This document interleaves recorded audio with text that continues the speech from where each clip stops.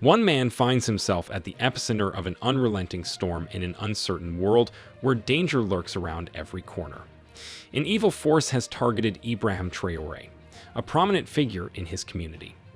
As rumors of fresh attempts to compromise his safety catch on like wildfire, increased protection becomes necessary. Ibrahim steps forward boldly, adopting a secret life and strengthening his barriers to protect himself and those he loves. Traoré's will to protect himself from harm becomes a symbol of the resilience of the human spirit as the darkness grows darker and the tension increases. So, in today's video, we will see how Ibrahim Traoré has tightened his security. We will also be telling you more about the Senegalese president who has decided to join Mali, Burkina Faso, and Niger. But before we continue, make sure you like this video and subscribe to the New Tourist channel to get first-hand information on what is happening in the Sahel and Africa as a whole. Hundreds of protesters staged a demonstration in support of Burkina Faso's military government mid-last month, following reports of gunfire close to the presidential residence. Protesters assembled at a roundabout in the heart of Ouagadougou and vowed to uphold President Ibrahim Traoré's government. They claimed they did not know what was going on, but they were there to stop anything from happening. Burkina Faso news agency AIB reported that an individual had tried to attack a guard at the palace, but there were no injuries or damage. However, security forces closed off access to the area around the palace. Since the elected President Rochmark Christian Kabore was overthrown by mutinying soldiers in 2022, the landlocked West African nation has been governed by a military government. Note that this is not the first time that there has been an attempt on Traoré's regime. In January, it was reported that a murder attempt against Traoré was thwarted in a stunning turn of events. It was reported that Lieutenant Colonel Paul-Henri Santiago Damiba was the brains behind this foiled effort. Paul-Henri Santiago Damiba, born January 1981, is a Burkinabe military officer who served as interim president of Burkina Faso from January 31, 2022 to September 30, 2022, when he was removed in a coup by his military colleague Ibrahim Traoré. Fortunately, the conspirators' plot to detonate an explosion inside the presidential home was thwarted in time. In the wake of the most recent attempt on his life, Burkina Faso has seen several moments of political instability.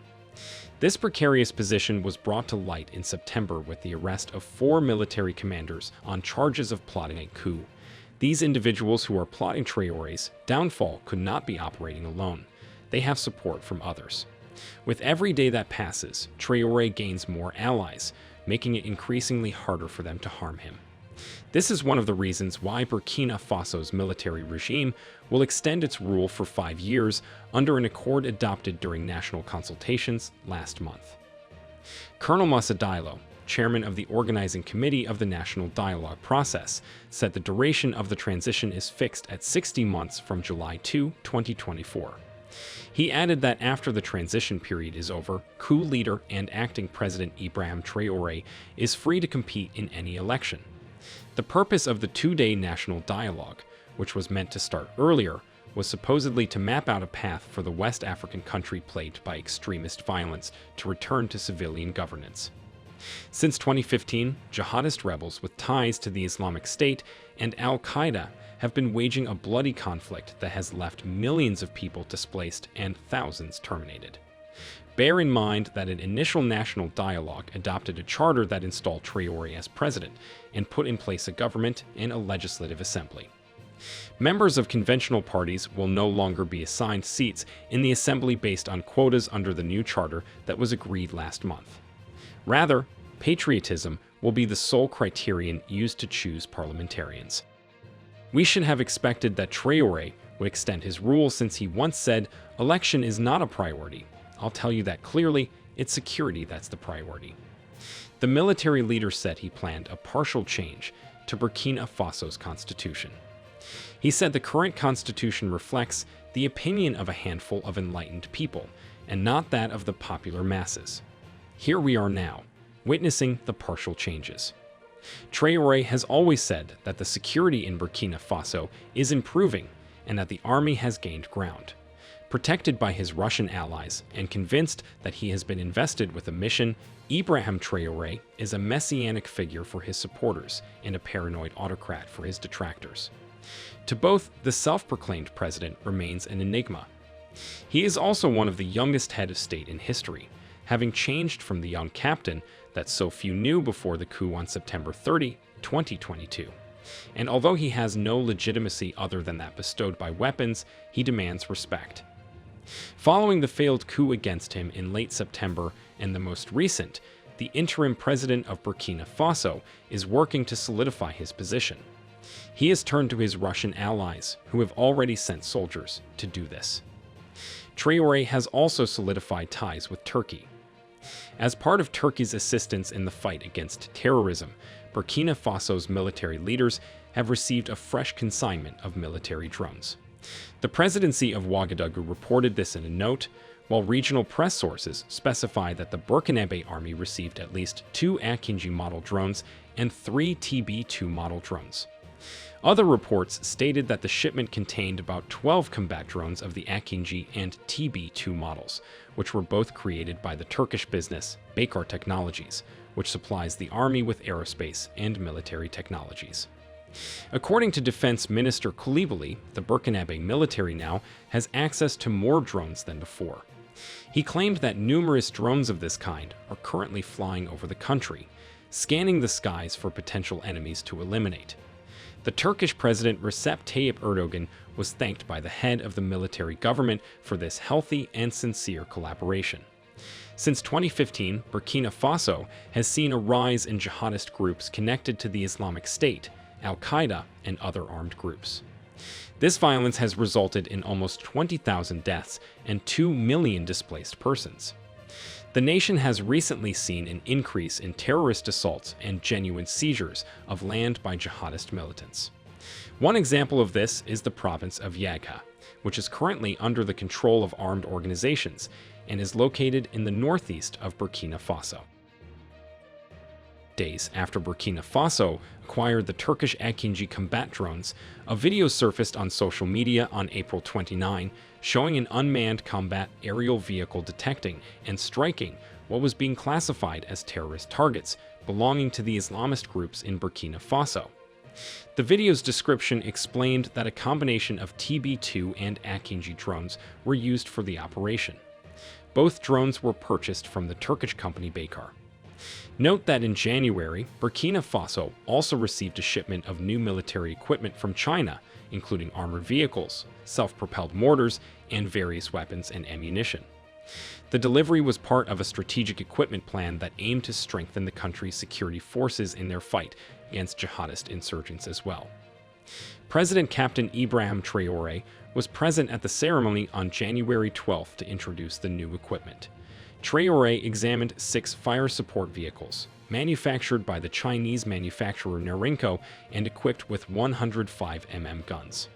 He also inspected 8 self-propelled mortars that were mounted on a Dongfeng light tactical vehicle. These were the first of their kind to be seen in Africa. According to Minister of Defense Brigadier General Kassoum Coulibaly, these were the first of 5 consignments that were expected to arrive over the coming months under the Strategic Equipment Plan. The acquisition of new military equipment from China and Turkey signals the military government's intention to consolidate its power and resist external pressure for a return to constitutional order. Ibrahim Traore has been keeping to his promise of transforming the country and ensuring a better life for his people. He has already launched and embarked on multiple developmental projects, as well as following up with projects that were launched before he rose to power. Some of these projects include the modernization of roads, the construction of Ouagadougou Airport, the starting up of multiple entrepreneurship programs, and many others.